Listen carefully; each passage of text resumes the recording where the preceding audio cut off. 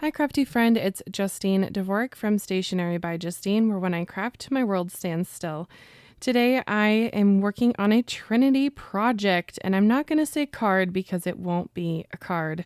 And I'm going to be pulling from this pumpkin die set right away, and we're going to start page 1. What? Yes, I'm making a mini album, and I'm going to be pulling a ton of things from Trinity Stamps collections. So I will be simply putting the names of the products I'm using on the screen, just writing them out. And if you're interested, you can check them out down in the description. I will have everything linked below if you are interested in checking anything out. But I wanted to make a mini album with the new little mini album tabs that Trinity Stamps put out, and Halloween is just around the corner, so I figured let's do a Halloween themed mini album. So I'm going to start with this pumpkin die. I've kind of separated the dies from this die set to be from, I don't know, for my own brain to prep for die cutting basically. And we're going to make a purple pumpkin first. So I've got all of my paper ready to go. So that's what it looked like before I die cut. I figured I would just show that now.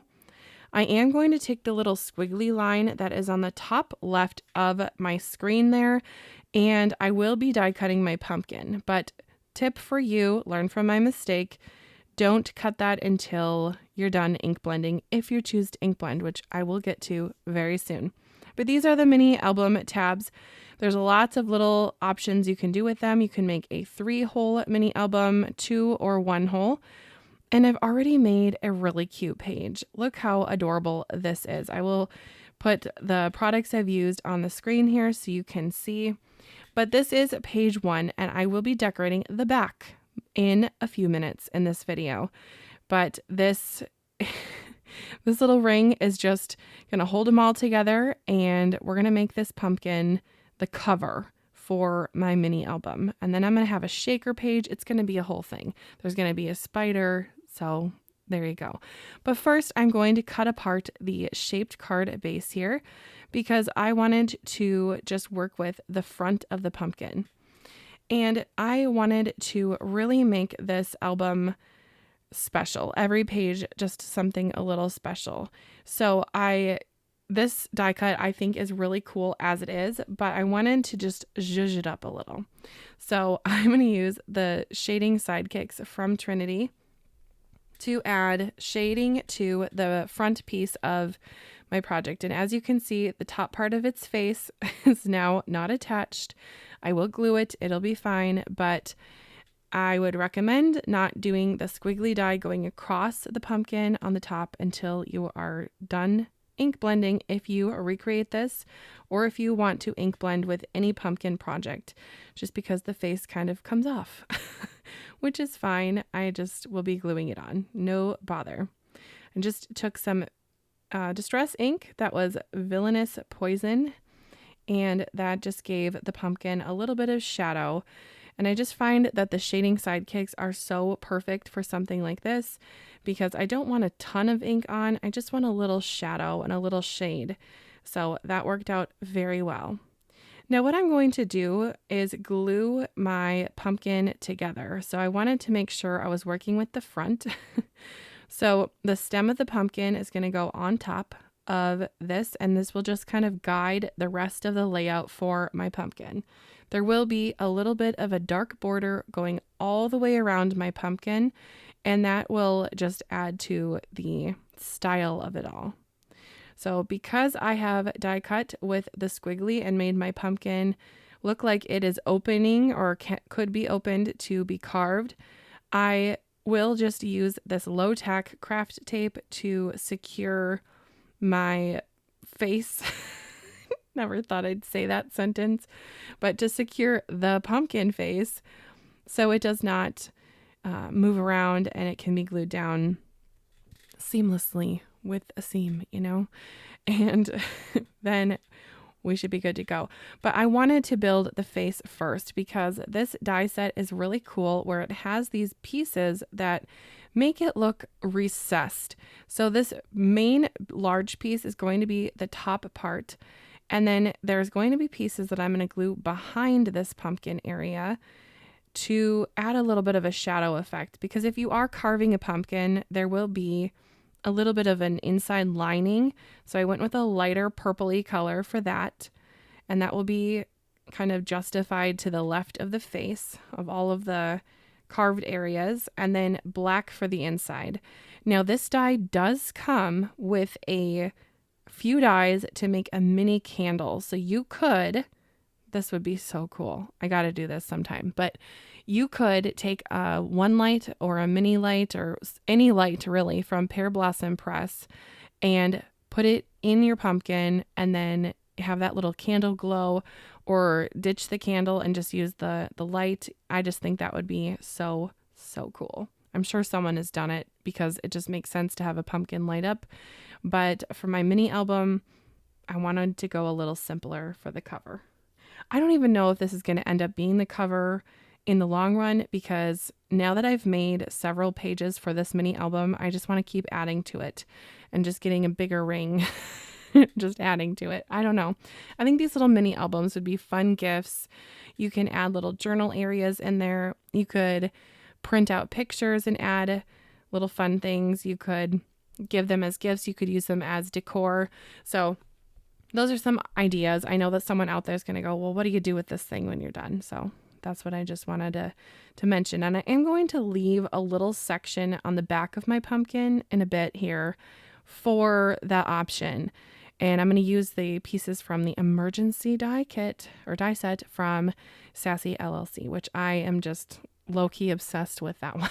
I just can't stop using the circles because they're just so, it's seamless. It just works with so many different things. I'm obsessed with it. So there's my little update about what I'm currently obsessed with. It's those dies. Anyway, moving on. I have my face all attached now, so I'll just gently remove the tape. I did just want to mention that if you are going to ink blend, I would definitely either use a low-tack craft tape like I did, or let your paper and ink dry a little bit, because it could rip the paper when you remove the tape.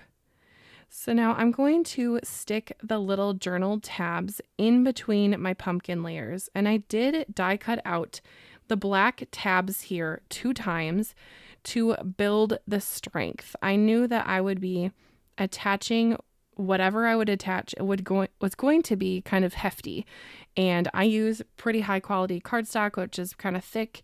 And I use liquid glue and embellishments and etc. Lots of layers. It needed to be heavy. And so I went with 2 layers, and then I am adding the hole protectors or the little hole reinforcers, which makes my teacher heart happy, because as a teacher, I have lots of those, but the die made them for me. And so they matched and coordinated with my project. Love that for me. All right. I'm just going to stick that right on. Pretty simple. And just make sure everything is lining up. And using this pumpkin shaped die ensured that the back looked just as good as the front.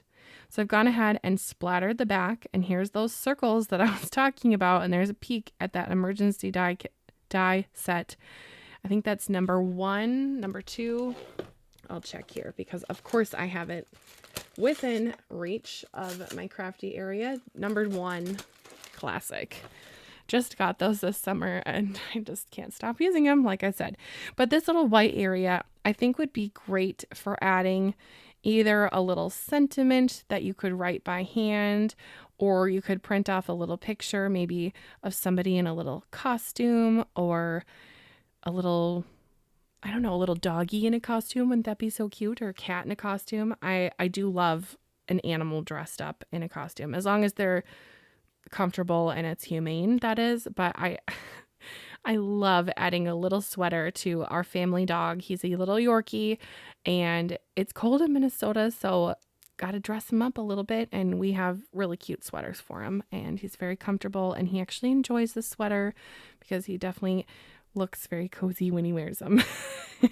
The poor thing is just, he's like 4.5 pounds. He needs a little warmth, you know?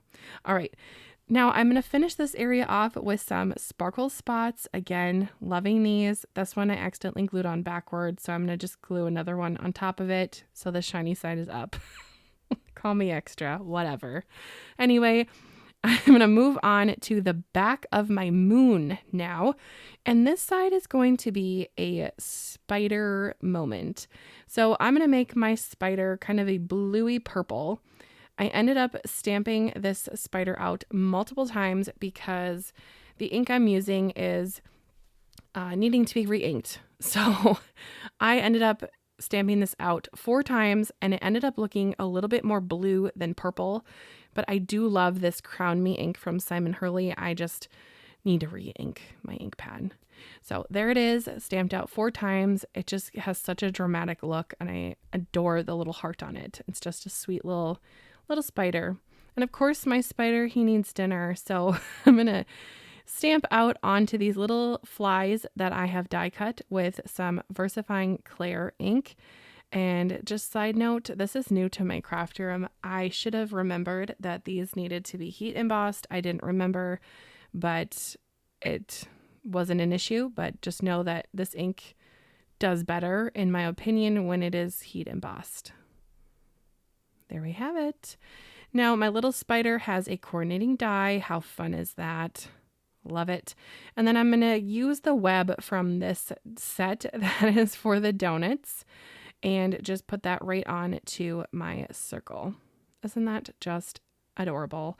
Look at him. He's got his little dinner there. And I'm going to grab random color sparkle spots from my stash to just kind of add a little bit of sparkle to the spider web. So fun.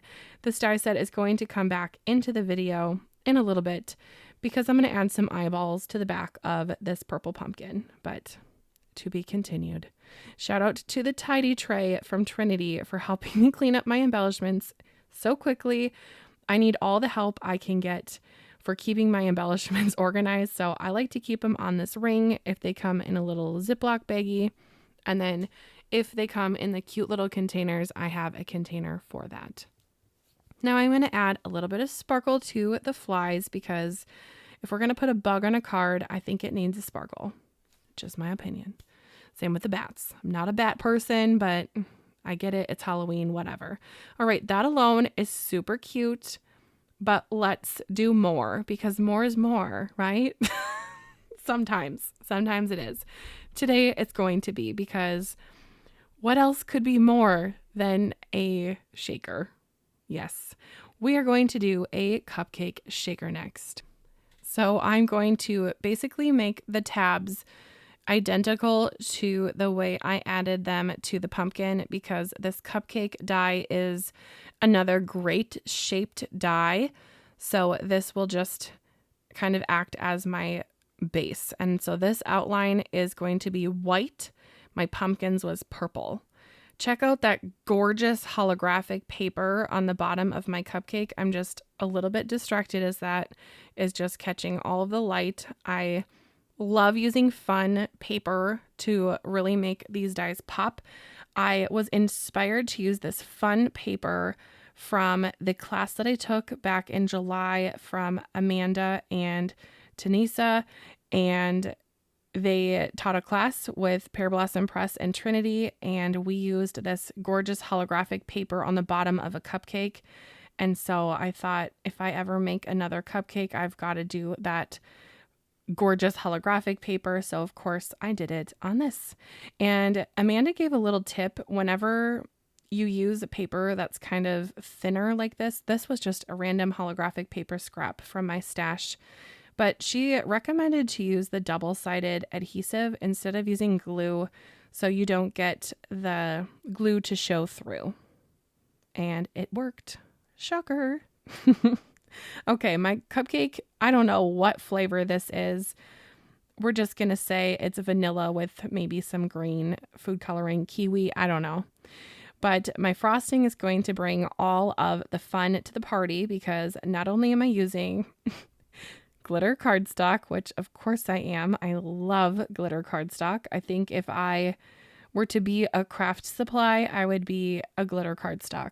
What would you be? Let me know in the comments. Either that or an embellishment pack. Such a strange request, but there you have it. Now, I did use this shaker die to make a shaker card with the gnomes, the ice cream gnomes. That was a collaboration with Simon Says Stamp and Trinity in September.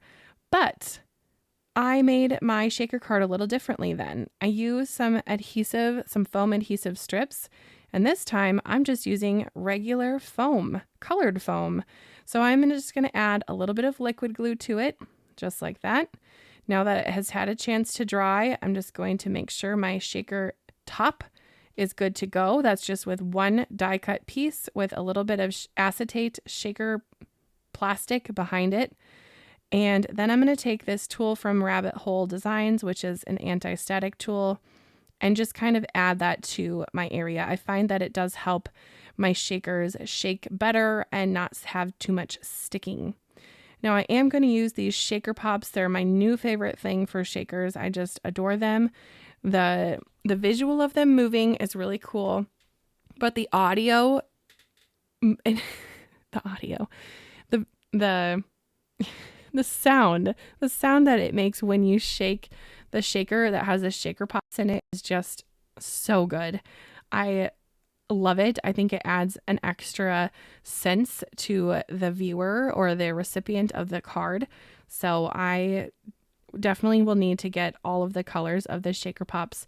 Right now I have this gorgeous orange pack and clear. I think I have a blue mix too. So who knows what I'll do with those. I think some winter and Christmas cards are coming up in my mind, and as that season comes along, and before you know it, we'll be doing Valentine's Day and Easter, Mother's Day, Father's Day, graduation, all the things. So I've made my little shaker mix now, and I'm just going to dump it right in. I really like the shaker embellishment pack that has the little poison bottles and the cauldron. I think that is just so different and fun. I have completely packed full this shaker area. I am right on the border of too much in there. I'm just going to be real with you. I think if I added 5 more pieces, it would be too much. I am going to pull some of these out for the front. I wanted to just do a little decorating and such, so I'll save those for the front. Now to adhere the top of my little shaker area onto the well, I am using liquid glue all the way around, and this is going on top of the acetate piece that is making the window. So acetate is a plastic, it's slippery, and it's going onto that foam piece. The foam is very porous, and it's just going to suck all the glue up and hold it. But my acetate is a little bit curly. Of course I dropped it. Anyway, because 2 different mediums are touching each other, which is the plastic and the foam, I don't have time to sit here and hold it. So I grabbed something heavy, like my cutting plates, and I went ahead and die cut out my sentiments as that was drying, and it worked out really well underneath that area. Now, this Halloween sentiment die set, I adore the font. I think it is so fun. And so I die cut a Happy Halloween, and of course I used the rip and stick behind the white paper.